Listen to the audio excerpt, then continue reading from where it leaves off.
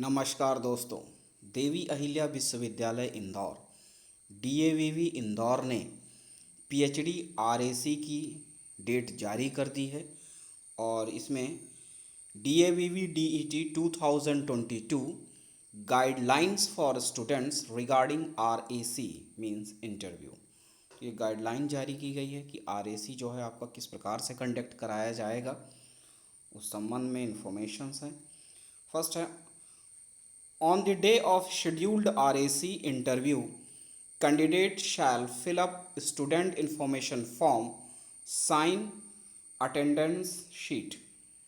ठीक है, उसमें आपको जिस दिन इंटरव्यू होगा वहाँ पर एक इन्फॉर्मेशन फॉर्म होगा, उस पर साइन करना होगा। वो फॉर्म जो है आपको भर के भी ले जाना है या आपको वहाँ पर मिल भी सकता है, तो आप देख सकते हैं।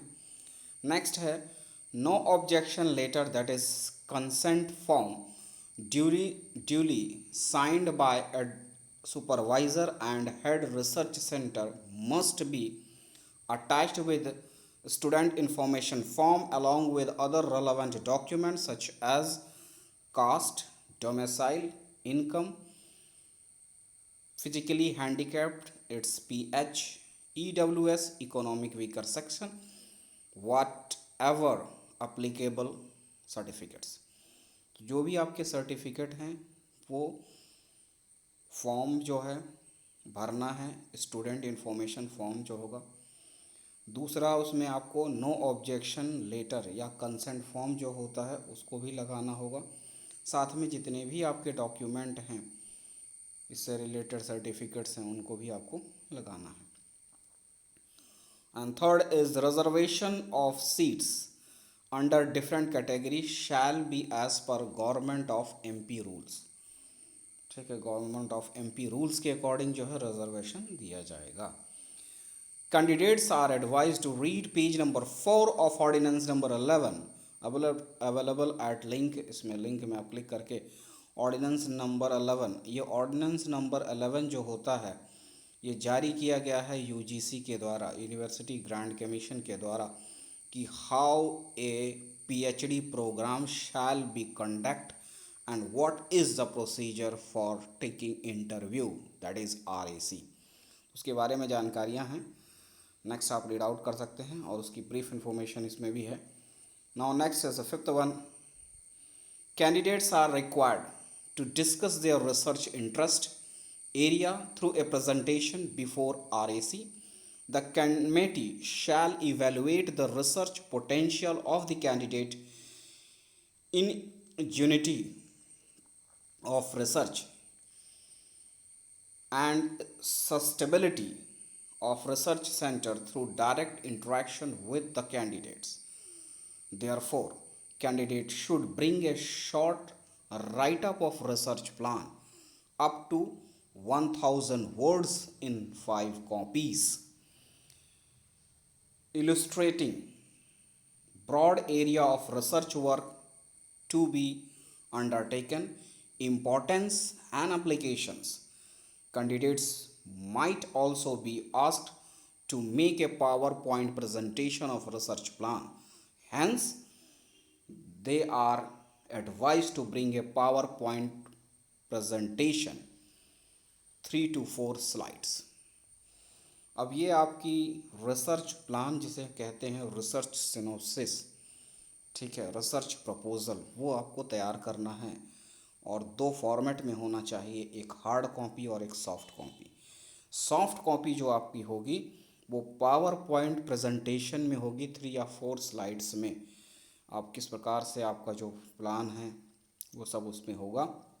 एंड ऑल्सो आप उसमें राइटअप करेंगे रिसर्च प्लान को अप टू 1000 वर्ड्स, कम से कम 5 कॉपी उसकी होनी चाहिए। ठीक है, 1000 वर्ड्स में आप अपना रिसर्च प्लान लिखेंगे। It's not less than 1000, it may be more than. ठीक है, अधिक हो सकता है, कम नहीं, तो उस हिसाब से रखें, मेन पॉइंटों को हाईलाइट करके, और एक बेहतर तरीके से आपको राइटअप करना है रिसर्च प्लान, रिसर्च सिनोप्सिस। और इसके बाद ये सभी चीज़ें जो हैं इवेलुएट की जाएंगी, चेक की जाएंगी। जो भी वहाँ पर रिसर्च एडवाइज़री कमेटी में जो भी मेंबर होंगे। ठीक है। पावर पॉइंट प्रेजेंटेशन के लिए भी आपको 3-4 स्लाइड्स बना के पेन ड्राइव में लेके जाना होगा। ठीक है, या आपके पास लैपटॉप की फैसिलिटी है तो आप उसको भी लेके जा सकते हैं, नहीं तो पेन ड्राइव में सॉफ्ट कॉपी भी। बाकी और आपके हिसाब से आप जैसा कुछ बेहतर कर पाएँ। नेक्स्ट है the evaluation in interview will be based on the following criteria 25 marks each. अब इंटरव्यू जो कंडक्ट होगा उसमें कौन कौन से एरियाज़ होंगे, उनमें कितने नंबर का वेटेज होगा। तो हर एक पार्ट में आपको 25 मार्क्स मिलेंगे। पहला है आपका रिसर्च प्लान, देखा जाएगा किस प्रकार से आपने रिसर्च प्लान है, टॉपिक क्या है। दूसरा है रिसर्च पोटेंशियल एप्टीट्यूड। ठीक है, उसमें कितना आपकी क्षमताएं हैं एक रिसर्च प्रोग्राम के लिए। Now next third one communication skill. Communication skill जो है आपके प्रेजेंटेशन से पता चल जाएगा एंड जो भी कुछ पूछा जाता है उसके अनुसार से that's comes under communication skills. And now the next fourth one is the subject knowledge in the prospective area of research. ठीक है, ये प्रेजेंटेशन में आपके उन सभी चीज़ों में ये शामिल होंगी। तो ये all these things are interrelated from each other.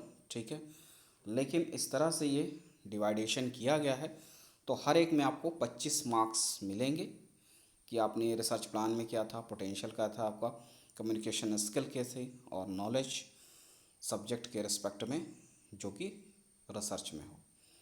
इस तरह से 25 ईच एंड टोटल 100 में आएगा।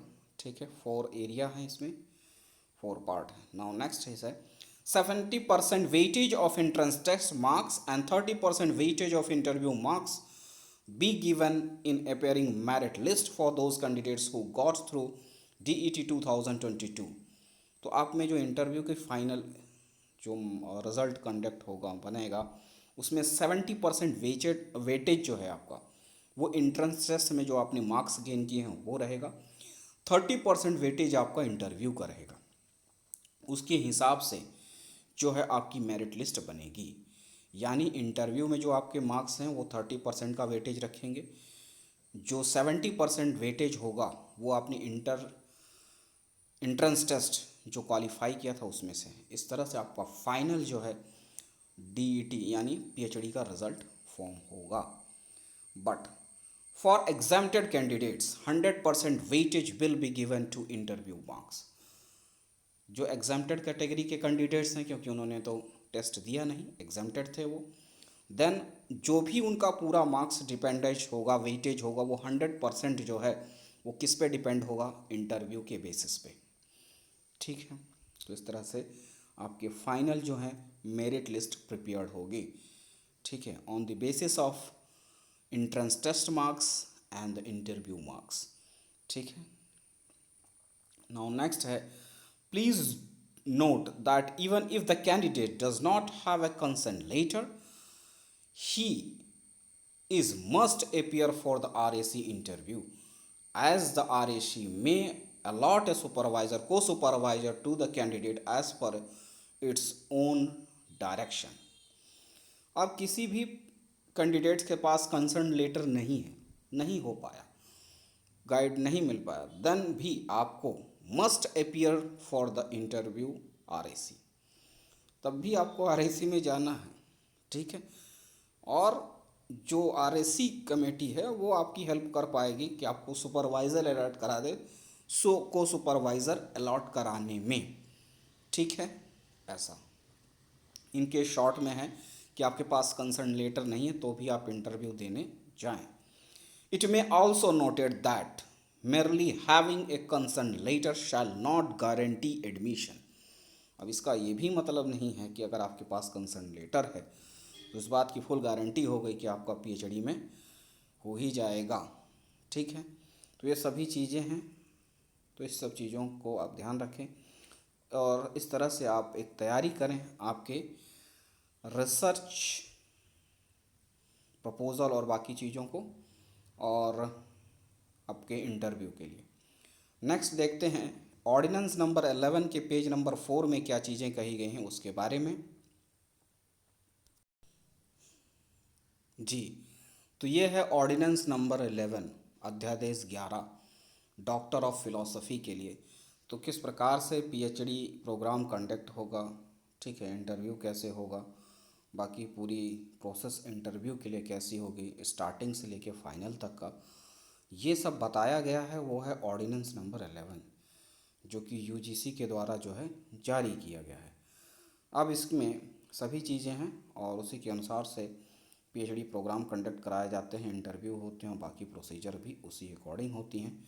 अब आते हैं इसमें जो बताया गया है page number 4, that is specially for interview. Here is that interview.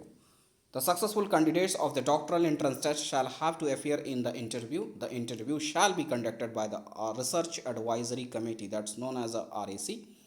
The candidates are expected to bring the no objection letter from the proposal candidate supervisor and co-supervisor, if applicable, duly forwarded from the head of the research center. The candidates are required to discuss their research interest area through a presentation before a duly constituted research advisory committee. The interview viva shall also consider the following aspects: whether the candidates possess the competence for the proposed research, the research work can be suitably undertaken at the research center, the proposed area of research can contribute to new additional knowledge. Now next, the evaluation in interview will be based on 100 marks to be allocated in the following criteria, each of 25 marks, and first one is the research plan, second one is research potential aptitude, third one communication skills, and fourth one subject knowledge in the respective area of research. The RAC shall decide the cutoff marks in interview for admission for PhD. The chairperson RAC will allocate the marks in each of above criterion after consensus. In case of disagreement among the member, the average of the marks given by individual member will be final marks in the criterion. Merit list will be prepared on the basis of the marks obtained out of 100 marks in the interview and the decided cutoff marks. The RAC shall finalize the list of candidates to be admitted to the PhD program in the concerned subject as per the merit and availability of seats. It shall also allot the research center supervisor, co-supervisor if any, and approve the tentative area of the proposal research work. The final list shall be submitted to the registrar after the approval of the vice chancellor. The list shall be notified. Note: while granting admission to PhD program, the RAC will pay due attention to the state reservation policy. Second, the RAC should also see that only the predetermined number of students shall be admitted to PhD program. Allocation of supervisor next है। तो बस इतना ही था जो कि 4 में कहा गया है, ठीक है। तो इस तरह से आप ये पॉइंट्स हैं जो कि इंटरव्यू पर फोकस करती हैं, पेज नंबर 4 ऑर्डिनेंस नंबर 11 का। Now let's have a look of how the attendance sheet look like. Okay, and this is the consent letter and you can download from the university's website and Devi Ahilya विश्वविद्यालय इंदौर, ठीक है। तो वहाँ से आप download कर सकते हैं no objection letter, consent form to be filled from supervisor और को सुपरवाइज़र, इस तरह का है। तो आप यूनिवर्सिटी की वेबसाइट से डाउनलोड कर सकते हैं। Now here is that candidates information form, ठीक है। इस तरह से ये फॉर्म है, इसको आपको फिलअप करना है। इन्फॉर्मेशंस जो हैं उस तरह से आपको देख सकते हैं, ठीक है। ये पूरी चीज़ें आपको फिलअप करके लेके जानी है। So you can take the print out of this page from the university's website, you can find out the link for there, ठीक है। ये इस तरह से इन्फॉर्मेशंस आपको फिल करनी है। सिग्नेचर ऑफ द कैंडिडेट, लगभग सभी जानकारियाँ हैं। एक तरह से ये आपका बायोडेटा ही फॉर्म होगा इस तरह से, तो इसको भी आपको लेके जाना है। ये कहलाएगा कैंडिडेट इन्फॉर्मेशन फॉर्म, ठीक है, कंसर्न लेटर फॉर्म, ठीक है। बाकी सब आप देख सकते हैं। बस इतना ही है, मिलते हैं अगले वीडियो में, तब तक के लिए नमस्कार, धन्यवाद।